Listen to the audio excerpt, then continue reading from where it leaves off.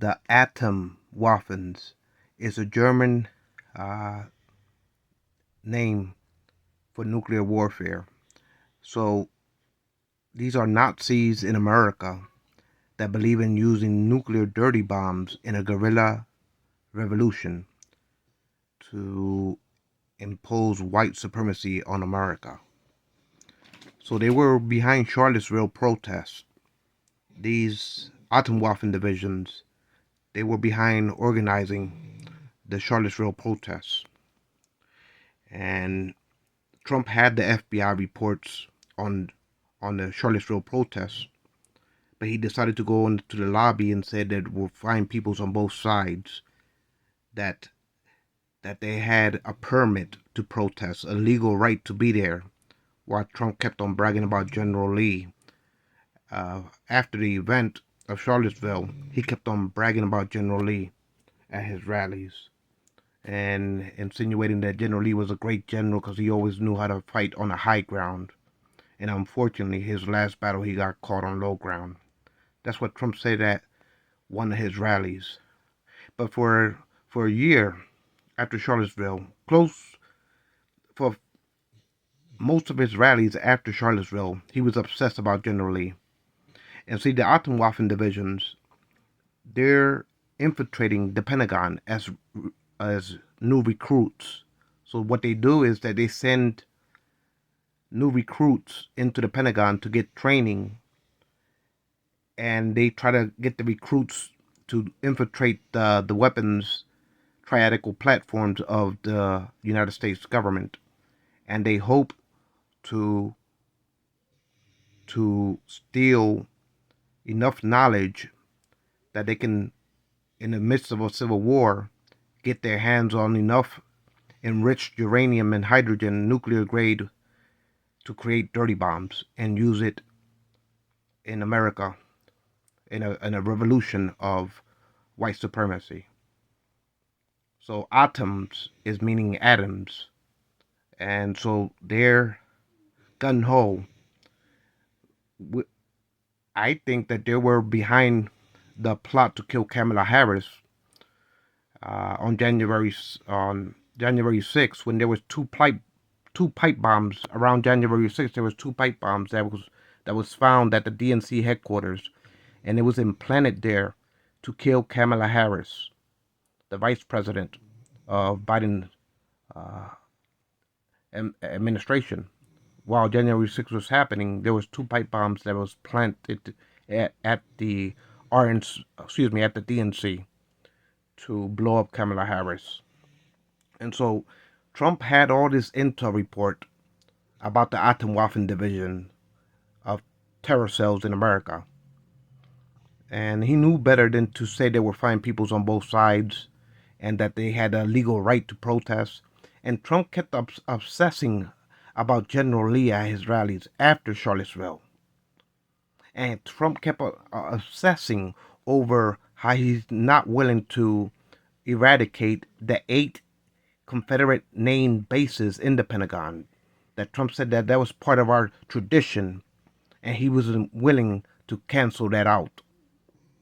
And that's when he came up with his theory, cancel culture. They're trying to cancel culture. Trump Jr. was in Kentucky because Kentucky abolished the Confederate symbolism on their state flag, and Trump Jr. was like, I don't see what the big hoopla was about.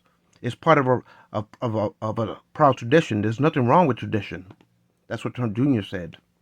And this is after Charlottesville, after Trump went on the stump rallies bragging about General Lee and General Lee and General Lee and General Lee. He was obsessed. I would thought that he would pick up a tiki torch and march with those protesters to defend General Lee the way he was acting after Charlottesville.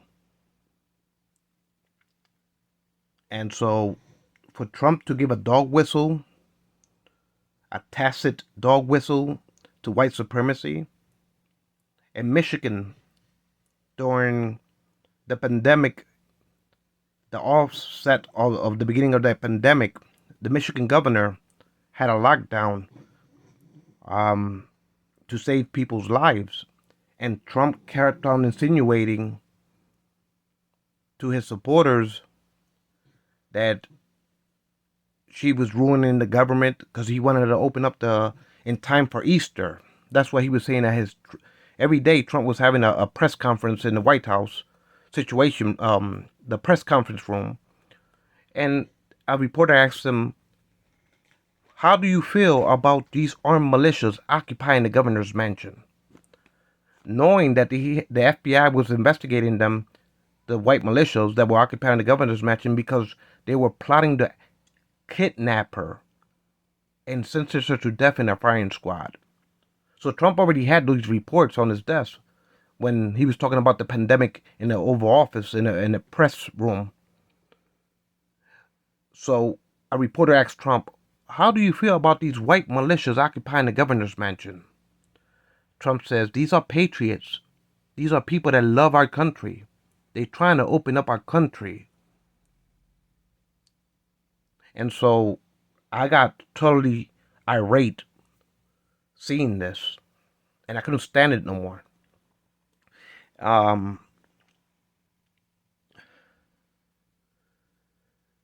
Trump on January 6th, he was in the Oval Office writing a concession speech. But they recorded him. He didn't want to read from the teleprompter. He was telling them, "No, rewrite that words, no," and he was throwing a tissue fit because Mike Pence didn't crown him the king of the republic. And so at the end of the day, he came out in front of the White House and he told these extremists that were killing Capitol Police officers that almost hanged Mike Pence, these Nazis that almost blew up Kamala Harris. He came out and he told them, "Go home, people. Go home. I love you."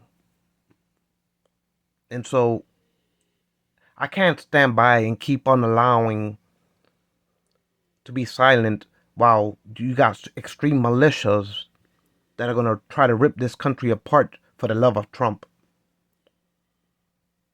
I just can't do it no more. So the same extremists, when they were occupying the governor's mansion and trying to kidnap her and execute her with a firing squad, Trump already knew about the reports.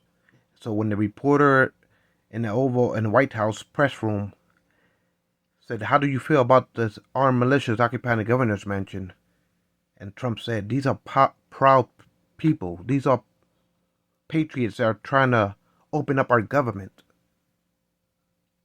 because he didn't want the lockdown, corona quarantines to continue. And so when Biden debated him and said, "Why do you don't condemn in a strong way these white extremist militias that support you?" And Trump said, "What? Who? Name him. What? Who?" In reality, he knew all the names of these militias because he had the intel reports.